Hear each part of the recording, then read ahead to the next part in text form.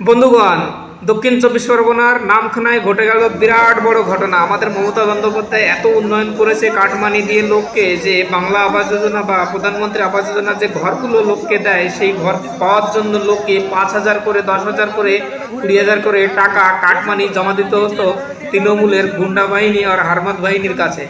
দেখুন ভিডিওগুলোতে সে নিজে বলছে বাংলার মানুষকে ঘর পাইয়ে দেওয়ার জন্য ওনারা এই টাকাগুলো দিয়েছিলেন। যে টাকা আমি পঞ্চায়েতে যদি সেই টেবিলে না পৌঁছাতাম তাহলে এই মানুষগুলোর ঘর পাইয়ে দিতাম না।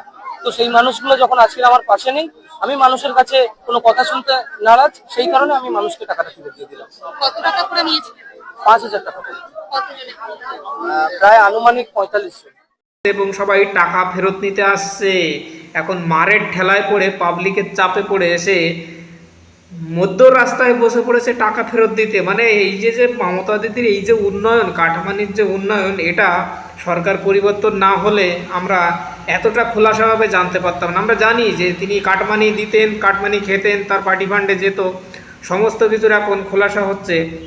আমি বলছি শুভেন্দুবাবুকে যে যারা এইরকম করেছে তাদের বিরুদ্ধে একটুখানি স্টেপ নিয়ে সুদ সমেত যেন টাকাটা আমাদের ফেরত আনা হয়। এটা প্রধানমন্ত্রী আবাস যোজনার টাকা, যারা গরিব তাদের জন্য যেন ঘরগুলো বরাদ্দ করা হয়। ধন্যবাদ। ভিডিওটা ভালো লাগলে শেয়ার করবেন।